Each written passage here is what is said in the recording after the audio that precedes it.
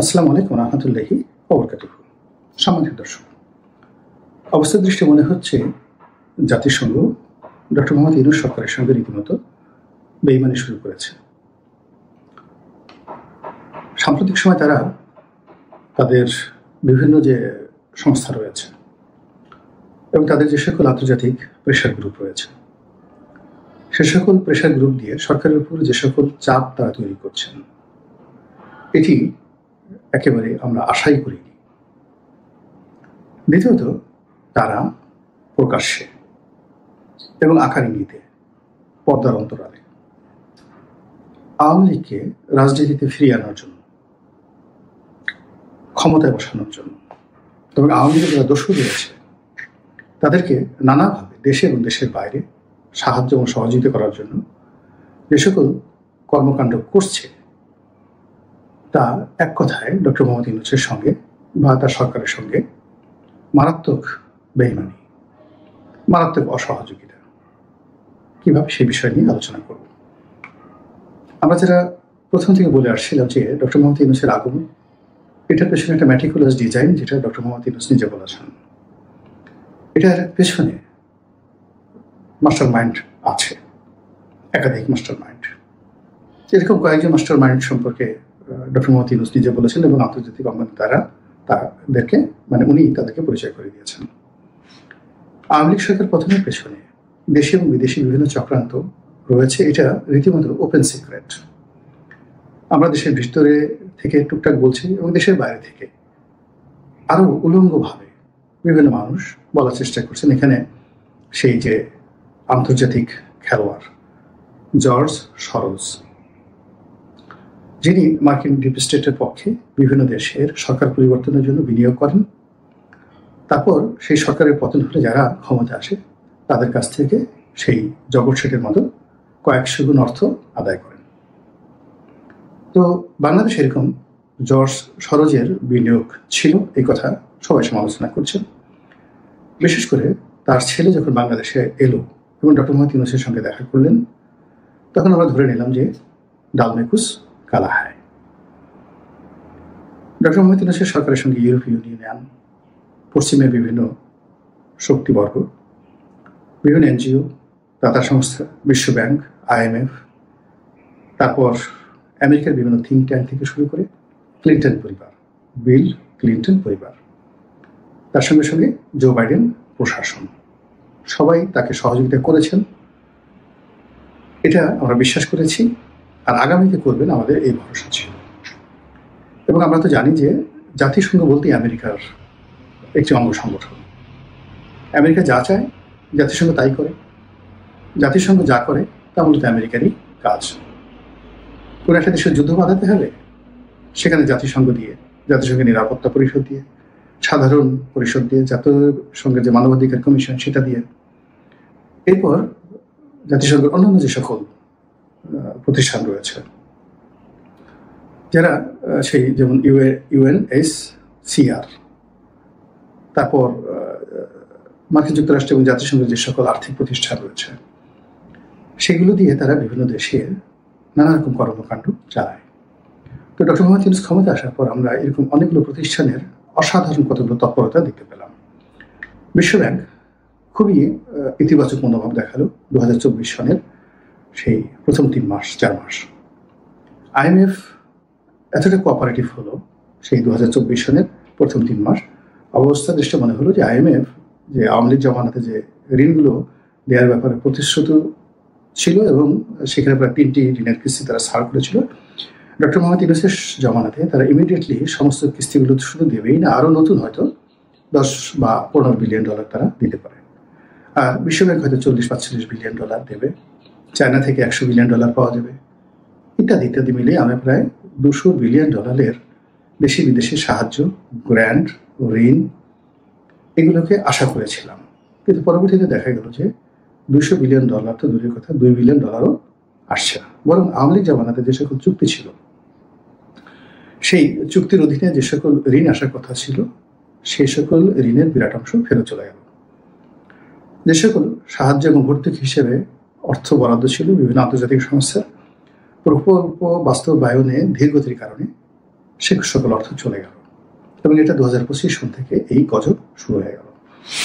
যখন রোহিঙ্গাদের বিষয়টি আসলো, দেখলাম আমরা জাতিসংঘ মহাসচিব এলেন, তিনি পাঞ্জাবি পরে সেই ইফতার পার্টিতে অংশগ্রহণ করলেন রোহিঙ্গাদের মধ্যে, লক্ষ লক্ষ রোহিঙ্গাদের মধ্যে, এবং তিনি ঘোষণা করলেন যে আগামী যে ঈদ উল ফিতর, ওখানে ডক্টর মোহাম্মদ ইউনূস চট্টগ্রামের আঞ্চলিক ভাষায় বক্তব্য দিলেন যে এই ভাষার সঙ্গে রোহিঙ্গাদের ভাষার যথেষ্ট মিল রয়েছে। তো সেখানে তিনি খুব দৃঢ়তার সঙ্গে বললেন যে আগামী ঈদ মানে এই যে 2026 সনের যে ঈদ, এই ঈদের উৎসবটি রোহিঙ্গারা তাদের নিজ দেশে গিয়ে করতে পারবেন। আমরা তো মহাখুশি, যেখানে মহাসচিব এসেছেন জাতিসংঘের, যেখানে আমাদের ডক্টর মোহাম্মদ ইউনূস এই কথাবার্তা বলেছেন, এর কোথাও কথা থাকে না। কিন্তু পরিস্থিতি দেখা গেল যে উল্টো হয়ে গেল। একজন রোহিঙ্গা সেখানে যায় তো গেলই না, উল্টো আরো প্রায় 3 থেকে 3.5 লাখ নতুন রোহিঙ্গা আমাদের বাংলাদেশে অনুপ্রবেশ করলো এবং সীমান্তের ওপারে আরো প্রায় 3-3.5 লাখ রোহিঙ্গা নোম্যান্স জোনে বা কাছাকাছি জায়গাতে তারা অপেক্ষা করছে বাংলাদেশে ঢোকার জন্য, এবং আন্তর্জাতিক সংস্থা এমনকি জাতিসংঘ চেষ্টা করছে এই বাংলাদেশের বাকি রোহিঙ্গাদেরকে ঢুকিয়ে দেওয়ার জন্য। এটা রীতিমতো আত্মহত্যার মতো, রীতিমতো বেইমানি। তো যেটা বলছিলাম, প্রথম দিকে এরকম যাকে বলা হয় বন্ধুত্বের ছল দেখিয়ে, তারপরে ছলনা করে, এরপরে লোভ দেখিয়ে, লালসা দেখিয়ে তারা এই বাংলাদেশ থেকে কি অর্জন করতে চেয়েছিল বা তাদের কি উদ্দেশ্য ছিল আমরা বলতে পারবো না। কিন্তু ইদানিং যেটা হচ্ছে যে পুরো জাতিসংঘ এবং আমেরিকা বলতে গেলে এই সরকারের সঙ্গে তাদের সেই আগে সেই দহরম মহরম সম্পর্ক তো নেই, বরং উল্টো আচরণ করছেন। এখন তারা অন্তর্ভুক্তিমূলক নির্বাচন, স্পষ্টতই তারা আওয়ামী লীগকে চাচ্ছেন যে এই নির্বাচনে আওয়ামী লীগ অংশগ্রহণ করুক। এই কথা ডক্টর মোহাম্মদ ইউনূস যখন শুনছেন, এনসিপি নেতৃবৃন্দ যখন শুনছেন, জামাতের লোক যারা এই জুলাই আগস্ট বিপ্লবের মূল মাস্টার মাইন্ড ছিলেন, এটি তাদের জন্য ভীষণ রকম অপমান, এত কষ্ট, এত বেদনা, সেটি আসলে মানুষ, আমি কখনো গলায় দড়ি দেইনি, আমার মানে ওই ধরনের কখনো সুযোগ সুবিধা হয়নি, এমনকি যারা গলায় দড়ি দিয়ে মরেছে তাদেরকে আমি কখনো দেখিনি, আর যারা গলায় দড়ি দিতে চেয়েছিল আমার তাদের সঙ্গে মানে কখনো আলাপ আলোচনা হয়নি। ফলে গলায় দড়ি দেওয়ার আগে এই যে মানুষের মনে কি ধরনের কষ্ট বেদনা হয় আমি এটা বুঝি না, কিন্তু আমি এটি স্পষ্ট তো বুঝি যে এই মুহূর্তে আওয়ামী লীগ নিয়ে যদি কোনো কথা বলা হয় তাদের পক্ষে, জাতিসংঘের পক্ষ থেকে, আমেরিকার পক্ষ থেকে, তারপর যাকে বলা হয় যে আওয়ামী লীগকে নিয়ে নির্বাচন করতে বলা হয়, আওয়ামী লীগের মানবাধিকার নিয়ে কথা বলা হয়, শেখ হাসিনার বিচারের সেই সুষ্ঠুতা, বিচারের স্বচ্ছতা ইত্যাদি নিয়ে যখন প্রশ্ন করা হয়, এটা অনেকটা হেমলক পান করা, মানে বিষ পান করার মতো, বা গলায় দড়ি দিয়ে মরার আগে মানুষের যে দুঃখ হয়, এরকম দুঃখের যে কোনো অংশে কম বলে আমার কাছে মনে হচ্ছে না। এটা কি ধরনের কথা যে কাজগুলো আমেরিকা এখন করছে?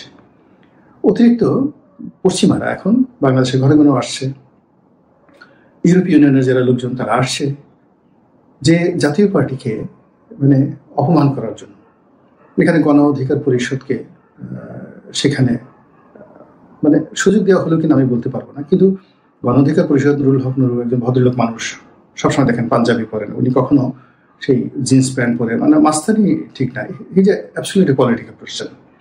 বা তার সাথে যে রাশেদ আছে সেও পলিটিক্যাল, একেবারে ভদ্রলোক, দেখতে শুনতে ভদ্রলোক, কথাবার্তা নরম।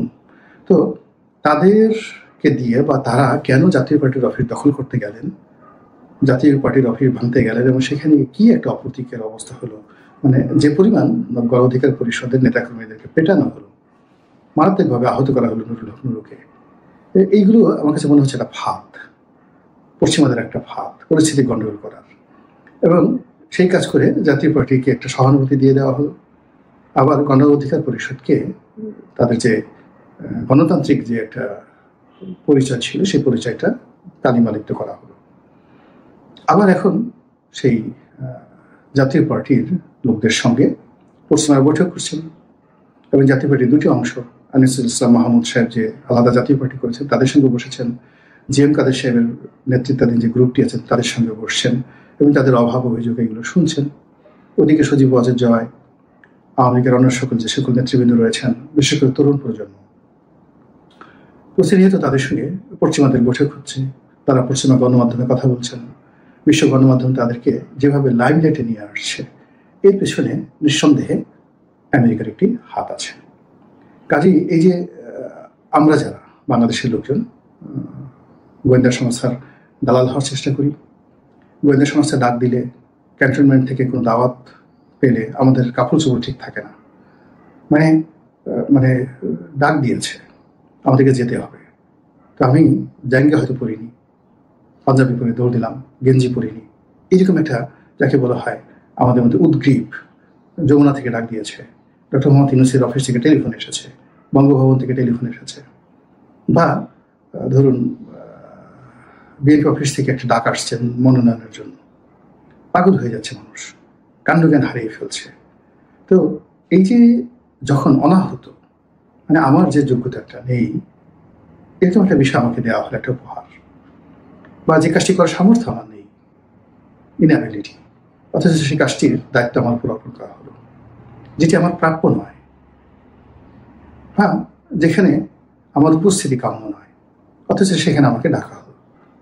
তো আত্মমর্যাদা বোধ থাকলে কোনো মানুষ সেখানে যায় না। সাধারণত ব্যক্তিত্বহীন, লোভী, চরিত্রহীন, ধুরন্ধর প্রকৃতির লোকদেরকে সাধারণত এই বিদেশি যারা এজেন্ট রয়েছেন, সাম্রাজ্যবাদী শক্তির যারা দোষর রয়েছেন, তারা এদেরকে খুঁজেন। আপনি চিন্তা করুন যে লর্ড ক্লাইভ খুঁজে খুঁজে কিন্তু মির্জাফরকে পেয়েছে, ঘসরি বেগমকে পেয়েছে, তারা কিন্তু মোহনলালের কাছে যেতে পারেনি। তারা ওই যে ফরাসি একজন জেনারেল ছিলেন, তার কাছে যেতে পারেনি, শিমফ্রে, তার কাছে যেতে পারেনি। তো তারা জগৎকে খুঁজে পেয়েছে। এখন এই বর্তমান জমানাতে যখনই দেখবেন যে বিভিন্ন গোয়েন্দা সংস্থা, সেটা ডিজিএফআই হোক, এনএসআই হোক, ডিবি হোক, সিআইএ হোক, মানে র হোক, মোসাদ হোক, এরা যাদেরকে রিক্রুট করে, এদের প্রথম চরিত্র হলো এরা চরিত্রহীন, এদের প্রথম বৈশিষ্ট্য হলো এরা লোভী। এদের লোভের কারণে তাদের সকল যোগ্যতা তাদের মাথা থেকে রীতিমতো মলদ্বারে চলে আসে। বুদ্ধিশুদ্ধি তাদের একদম রেকটাম, মলদ্বারকে যে বলা হয় রেকটাম, তো সেই বুদ্ধিশুদ্ধি রেকটামে চলে আসে। আদারওয়াইজ এই সমস্ত জায়গাতে সাধারণ মানুষ যায় না।